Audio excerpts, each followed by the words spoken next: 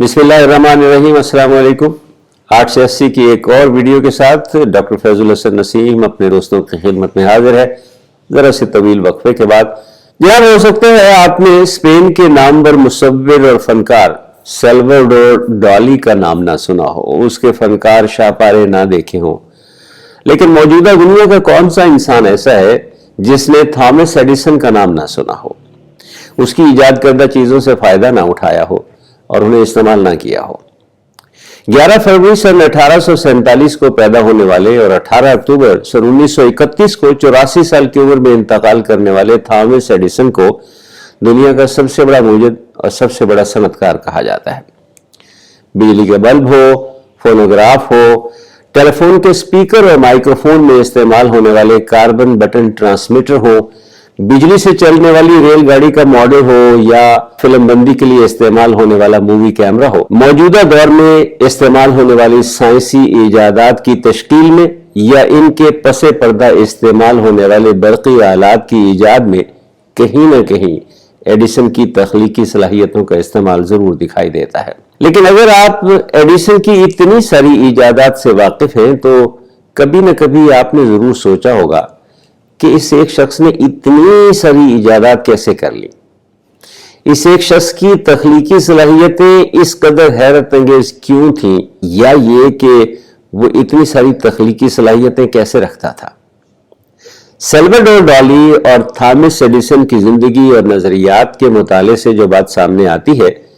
وہ یہ ہے کہ ان میں ایک قدر مشترک بڑی دلچسپ تھی، اور وہ یہ کہ یہ دونوں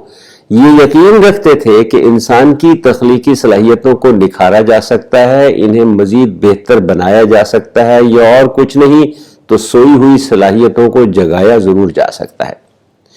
اور اس مقصد کے لیے یہ دونوں فنکار اور تخلیق کار ایک بڑی دلچسپ تکنیک استعمال کرتے تھے جس کا تعلق ہمارے سونے جاگنے کے کچھ مراحل سے ہے۔ ہو سکتا ہے آپ نے بھی انجانے میں اس تکنیک کا مزہ چکھا ہو۔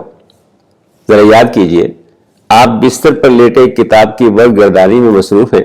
پڑھتے پڑھتے آپ کو اونگ آ جاتی ہے، کتاب آپ کے ہاتھ سے چھوٹ جاتی ہے، گرتی ہے، شور پیدا ہوتا ہے، اور اس کا شور آپ کو جگا کر واپس حقیقی دنیا میں لے آتا ہے۔ بس یہی وہ تکنیک ہے یا یہی وہ عمل ہے جس کے بارے میں ڈالی اور تھامس ایڈیسن کا خیال تھا کہ یہ انسان کی تخلیقی صلاحیتوں کو جلا بخشتی ہے، انہیں بہتر بناتی ہے، ان میں نکھار لا دیتی ہے۔ اور یہ نہیں کہ وہ صرف اس بات پر یقین رکھتے تھے بلکہ وہ اسے عملی طور پر خود پر استعمال بھی کرتے تھے۔ اور اس مقصد کے لیے جناب وہ کیا کرتے تھے، وہ اپنے ہاتھ میں چمچ یا ایک گیند پکڑ کر ایک آرام دہ بستر پر لیٹ جاتے تھے۔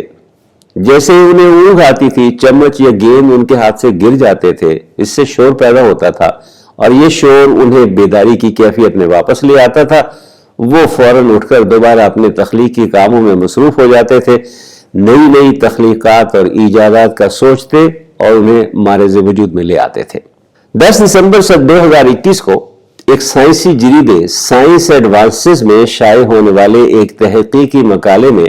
پیرس برین انسٹیٹیوٹ کے کچھ محققین نے رپورٹ کیا ہے کہ ڈالی اور ایڈیسن کی یہ تکنیک واقعی انسانوں کی تخلیقی صلاحیتوں کو جگانے اور ان میں نکھار لانے کا سبب بنتی ہے۔ جناب، نیند سے متعلق تحقیقات کرنے والے سائنسدان نیند آوری کے اس ابتدائی مرحلے یعنی غنودگی کی اس کیفیت کو N1 سٹیج کا نام دیتے ہیں۔ یہ خوابناکی اور ہوشیاری کے درمیان کی ایک کیفیت ہے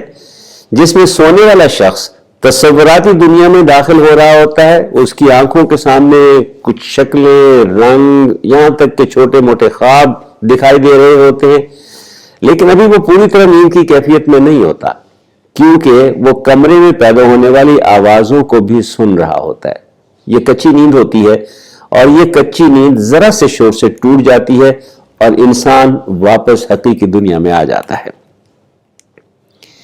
اور ڈالی اور ایڈیسن کے نظریے کے مطابق یہی وہ وقت ہوتا ہے جب انسان اپنی تخلیقی صلاحیتوں کے عروج کی کیفیت میں ہوتا ہے۔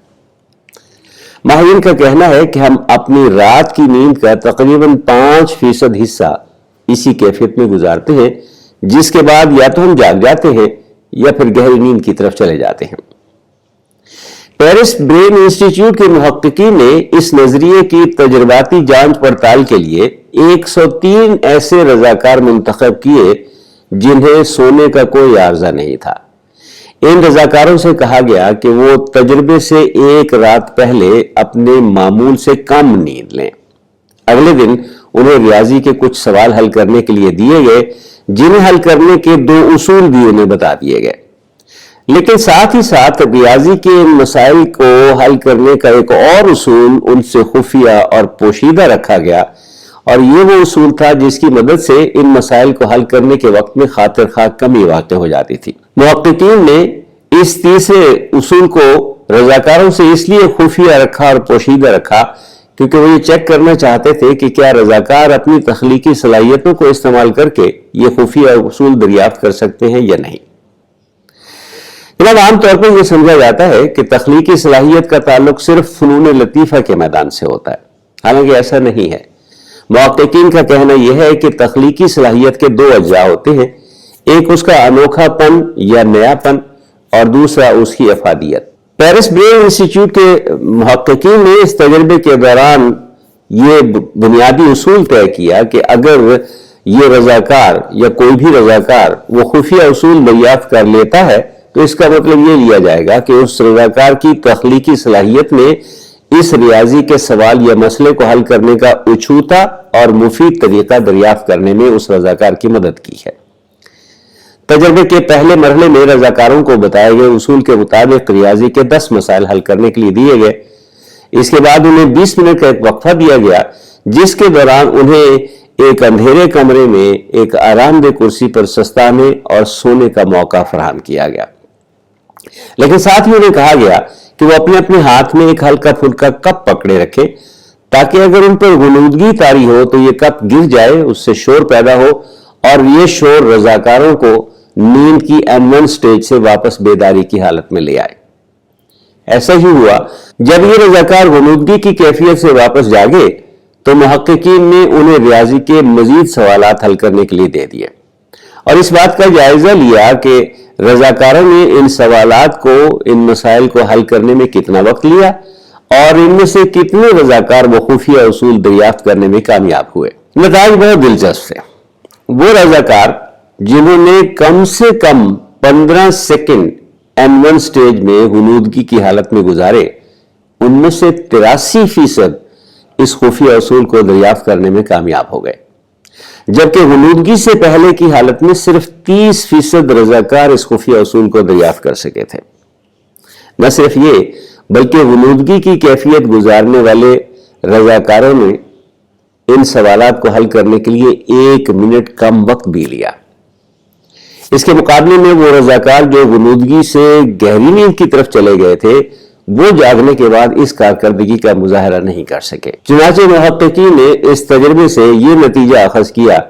کہ ڈالی اور ایڈیسن کا نظریہ ٹھیک تھا۔ اگر کوئی شخص غنودگی کی کیفیت سے جاگ اٹھے تو اس کی تخلیقی صلاحیتیں مسلسل جاگنے یا سونے اور پھر جاگ اٹھنے والے انسانوں کی نسبت بہت بہتر ہو جاتی ہیں۔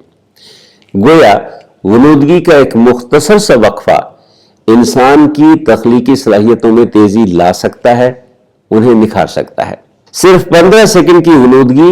انسان کی تخلیقی صلاحیتوں میں لگ بھگ 3 گنا کا اضافہ کر سکتی ہے۔ لیکن تخلیقی صلاحیتوں کو جلا بخشنے کے لیے یہ ضروری ہے کہ آپ غنودگی سے گہری نیند کی طرف نہ جائیں اور گہری نیند میں جانے سے پہلے جاگ جائیں۔ محققین کا کہنا ہے کہ ابھی وہ یہ تو نہیں بتا سکتے کہ ایسا کیوں ہوتا ہے، یہ تخلیقی صلاحیتوں میں نکھار کس طرح آ جاتا ہے، چنانچہ وہ اس بات کو سمجھنے کے لیے مزید تحقیق کے راستے پر گامزن ہیں اور انہیں امید ہے کہ وہ نیند کی M1 سٹیج کے مختلف تخلیقی صلاحیتوں پر اثرات کو سمجھنے میں کامیاب رہیں گے اور حقیقی زندگی میں اس کے فوائد دریافت کر سکیں گے۔ لیکن ان سائنسدانوں نے ایک تجویز ضرور دی ہے، اور وہ تجویز یہ ہے کہ لوگ اس تکنیک کو خود پر استعمال کریں اور پھر اپنی تخلیقی صلاحیتوں پر اس کے اثرات کا خود سے جائزہ لیں۔ جناب، ہمیں تو ایسا لگتا ہے کہ اگر وسیع تحقیقات کے بعد یہ بات ثابت ہو گئی کہ غنودگی سے جاگنے کے بعد انسان کی تخلیقی صلاحیتیں بڑھ جاتی ہیں، تو شاید مستقبل میں تعلیمی ادارے طلبہ و طالبات کی تخلیقی صلاحیتوں کو نکھارنے کے لیے غنودگی کے کچھ لمحوں کا انتظام بھی کیا کریں گے، لیکن ایسی غنودگی जिससे उन्हें फौरी तौर पर जगा दिया जाएगा, उन्हें सोने नहीं दिया जाएगा। आखिर हम में से कौन ऐसा है जो ये नहीं चाहेगा कि उसकी तख्लीकी सलाहियतें या उसके बच्चों की तख्लीकी सलाहियतें बेहतर ना हो। और हमारी तो एक और भी ख्वाहिश है जनाब, काश हम में से कोई साइंसदान रसूलुल्लाह सल्लल्लाहु अलैहि वसल्लम की कैलूला की सुन्नत के बारे में तहकीक करे और इंसानियत को इसके फवायद से भी आगाह करे। उम्मीद है हमारे 8 से 80 के दोस्तों को ये जदीद तरीन तहकीक पसंद आई होगी और इसके नताइज उन्हें दिलचस्प लगे होंगे। फैजुल हसन नसीम को आइंदा वीडियो तक इजाज़त दीजिए, जब एक नए मौजू और एक नई गुफ्तगू के साथ आपकी खिदमत में फिर हाजिर होंगे। और हाँ, अगर अभी तक आपने इस चैनल को सब्सक्राइब नहीं किया तो सब्सक्राइब कीजिए, घंटी के निशान को भी दबाइए, लाइक के बटन को दबाकर अपनी पसंदीदगी का इजहार भी कीजिए और इन वीडियोस के लिंक्स को अपने दोस्तों से शेयर करें और इस कार्य खैर का हिस्सा बने। आइंदा वीडियो तक फैजुल हसन नसीम को इजाज़त दीजिए। अस्सलामु अलैकुम व रहमतुल्लाहि व बरकातुहू।